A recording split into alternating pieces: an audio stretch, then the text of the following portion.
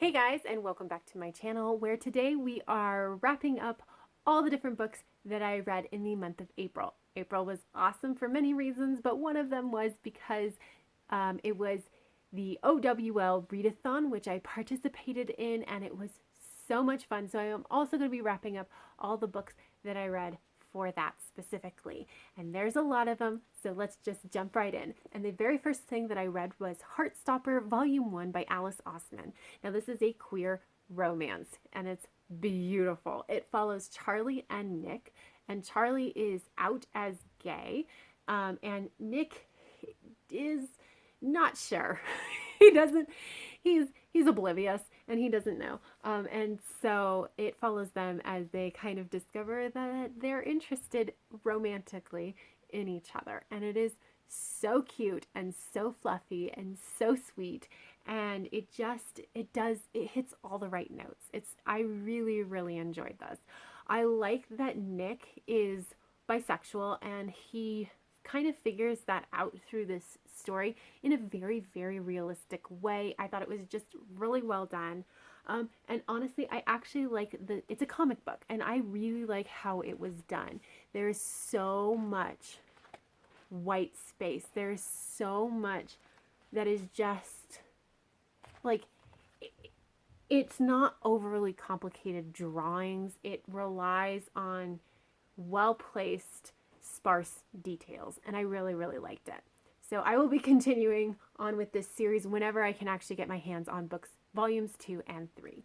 But I read this to fulfill my Ancient Runes prompt, which was to read something that has heart in the title or on the cover. After that, I read Kingdom of Needle and Bone by Mira Grant. This is a short story about a pandemic. So yes, please don't read this if you are already anxious about our current pandemic, because it will probably set off further anxieties. But this is a measles pandemic, a mutated measles pandemic, and it is about the scientist who is taking the steps to save humanity. And I really liked this story. I thought it was very interesting. Mira Grant writes biomedical horror, so the science is extremely well researched. And so it's not necessarily probable that this is going to happen, but it is possible, and that's terrifying. But I thought it was really interesting. However, because it's following what the scientist is choosing to do and not necessarily the scientist herself, the character of the scientist is not really well fleshed out. Honestly, none of the characters are really well fleshed out. It's more following what the action she is choosing to take.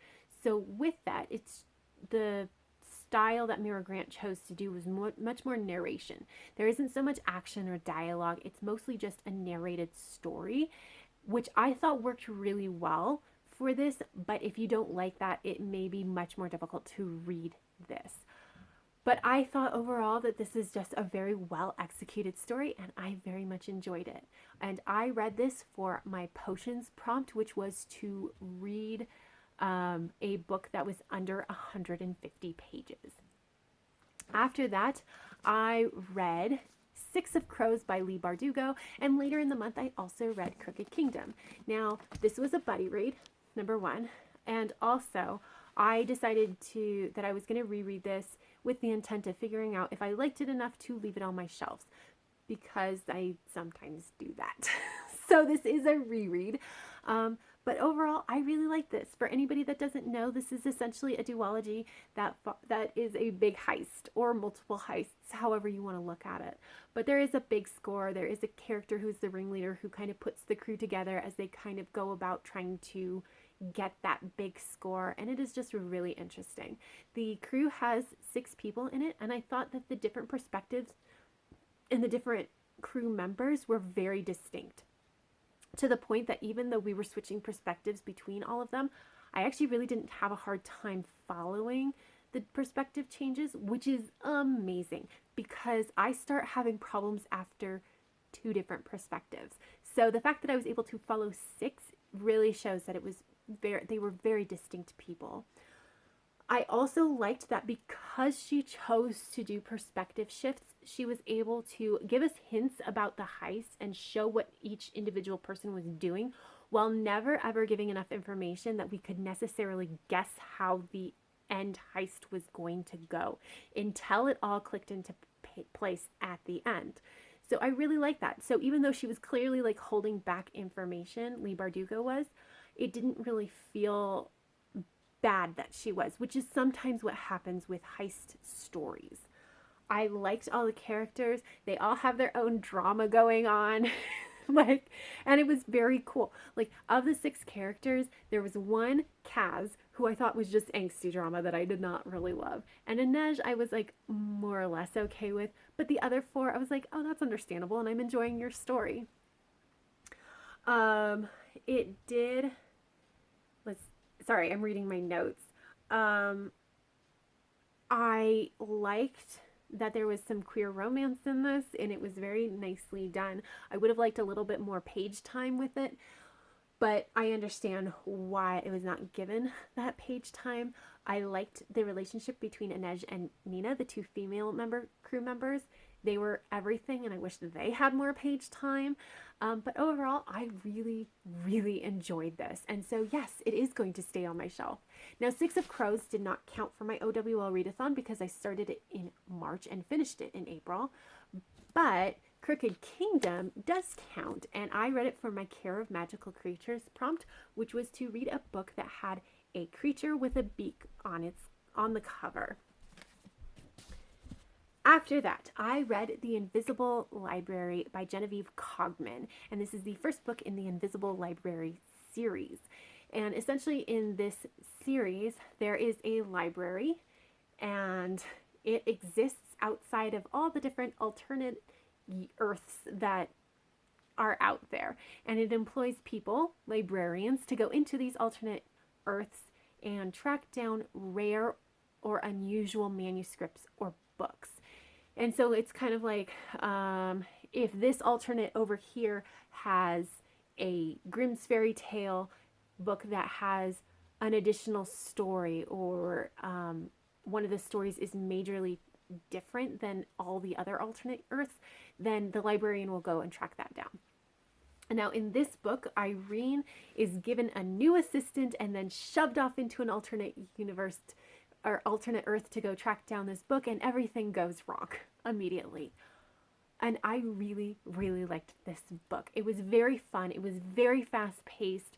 The plot was interesting. I liked how it wrapped up. When we got to the ending, a lot of times books and series will be like, give you a wrap up that finishes off this book but also sets up the next book, and half the time I'm like rolling my eyes because it's just kind of clumsily done.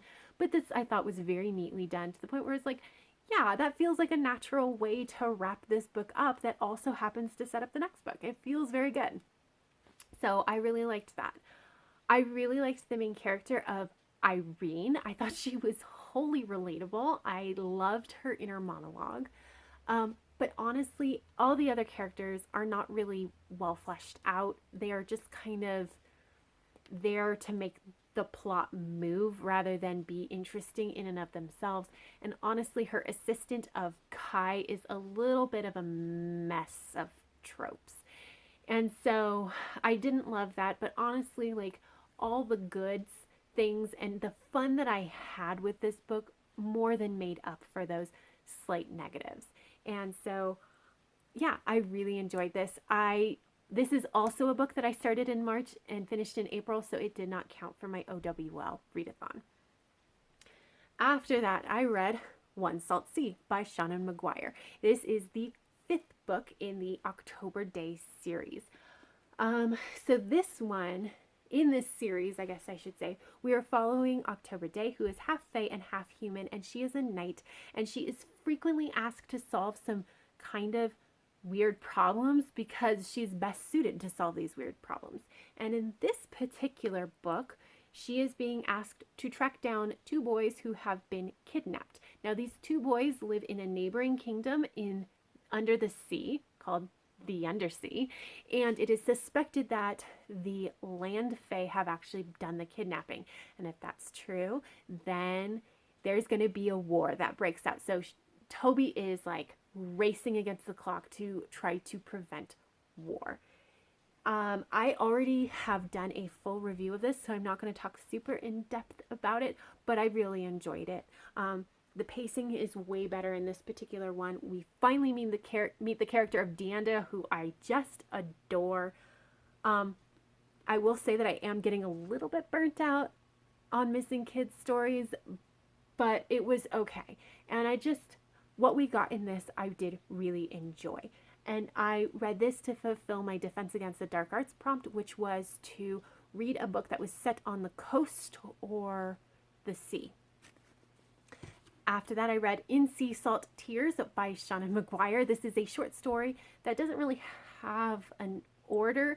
You just need to read it after book 5 because it spoils some relationship stuff that happens at the end of book 5. But essentially, we are finding out about a relationship that the Lushak had. And this book is written from the perspective of the Lushak's love interest. And I thought that was an incredibly interesting choice because this is a relationship that did not end well.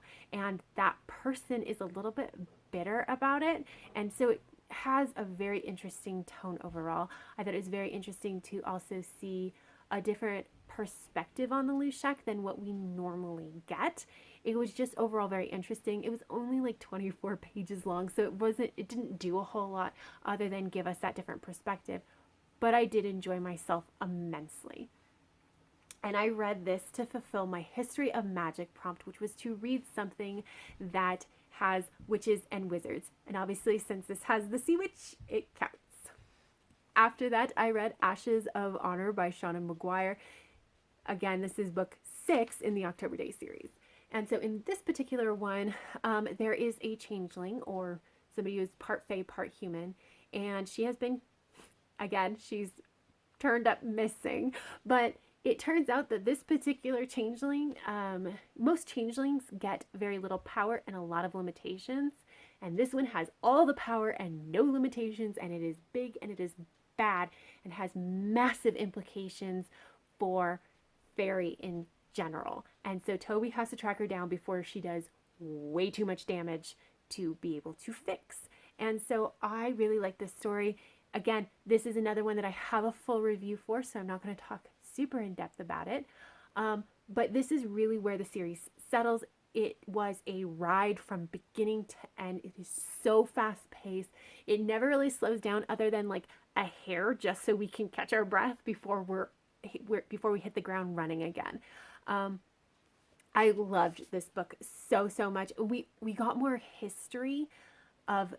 we got more backstory. So we got some history of fairy, which was really interesting, and we got some tidbits about the Court of Cats, which I also found very interesting. So I am very excited to continue on with this series because this is the turning point again where we've settled into the series, and so this was enjoyable to read, and I'm excited to keep going.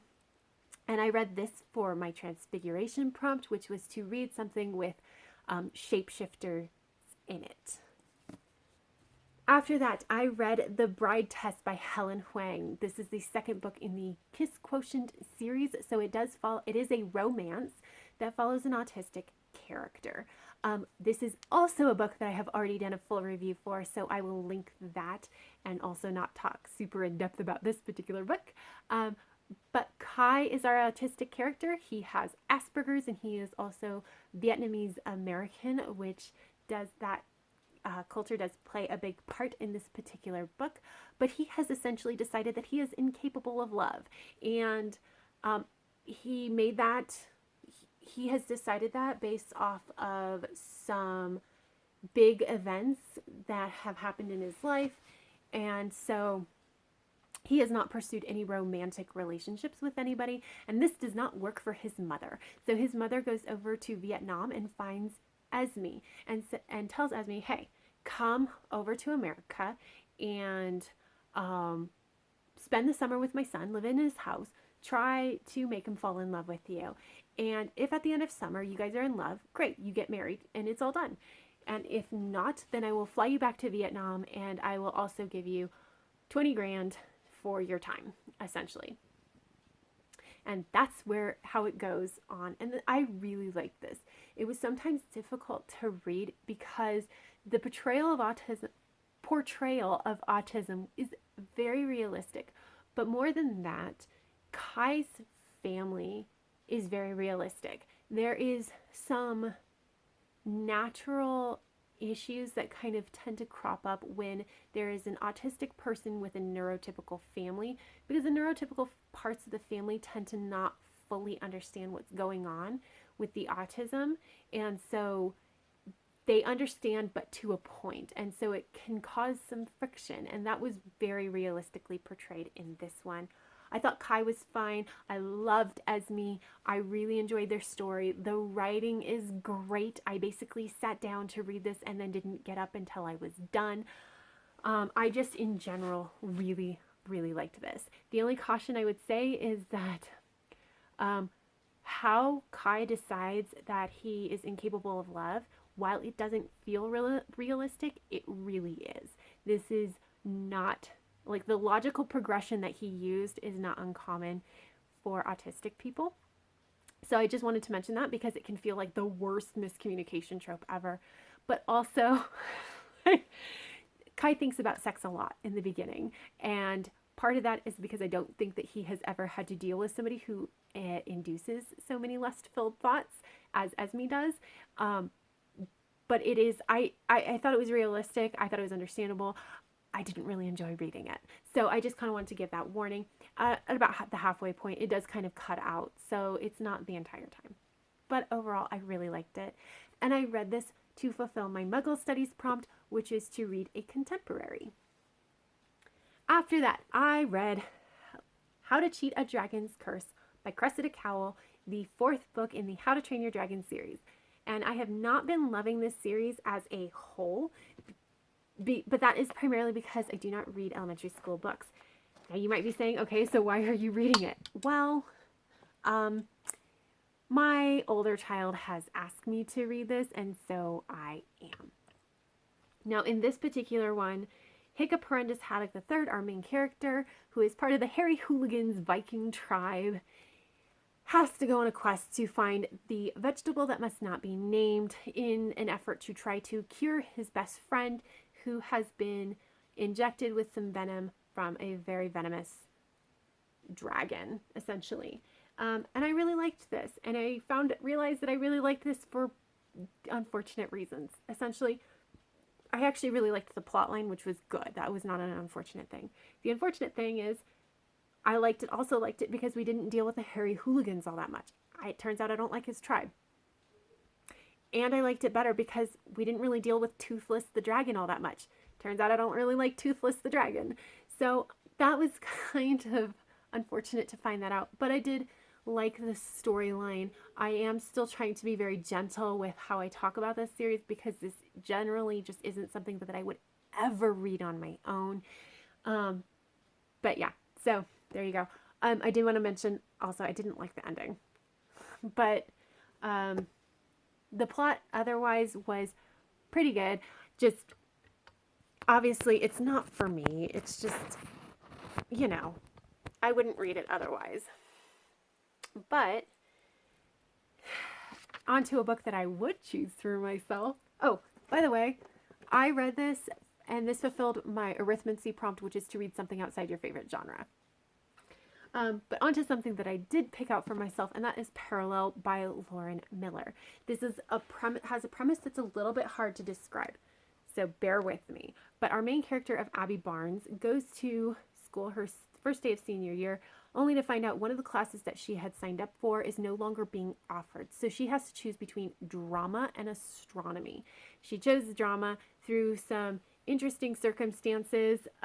She ends up on the eve of her 18th birthday. She is on the set of a movie that she has been cast in, and she's just wishing she could go back and redo things. The next day, she wakes up in a dorm room, and she doesn't know how she got there. And it turns out she's in a parallel universe where instead of choosing drama, she chose astronomy. Now, there is a lot of science explanation in this that explains why this happens, but basically astronomy Abby has not actually lived all of the days yet. And so the choices that she makes actually changes the present day astronomy universe that Drama Abby is trying to live in. So sometimes Drama Abby wakes up and everything is different around her. That is a really, I hope that explanation makes sense, because there's not a ton that I can do to make it better. But it is once you get it, it's a really, really interesting premise that I was so intrigued by. And I loved the first 100 to 150 pages. However, so Astronomy Abbey is making these choices, and a lot of them don't matter for the future, but some of them really do change the future in major ways. And unfortunately, what Lauren Miller, the author, chose to do was have a lot of those choices change the future in kind of negative ways. For the most part, we did not explore things that changed the future in neutral ways or in positive ways. And so it felt very series of unfortunate events, which is not my happy place. And then we also had an incredibly strong romance, which I was not expecting, because that is not in the description kind of almost at all, except like one tiny thing that's like the boy who might be her soulmate. And I'm just like, I mean, that says romance, but that doesn't say strong, strong romance. And honestly, I got to the end, and the ending was honestly felt like a romance story ending. And I remember like closing the book and being like, was this a romance? And I came down on the side of no, it's a science fiction story that just has a very, very strong romance element to it. But I don't think that a romance that strong should ever really be a surprise. Your back description needs to be better and include more of it if your romance is that strong. And then we got to the ending, and the ending, oh, you guys, I personally do not believe in fate and destiny, but I don't have any problem with people who do. Honestly, like, if you believe in fate and destiny, I don't have any problem with that. Like, it doesn't bother me in any way. And I read stories that have fate and destiny in it, which this does. However, there's a subsection of people who believe in fate and destiny who have very particular ideas about it, and they tend to be Christian.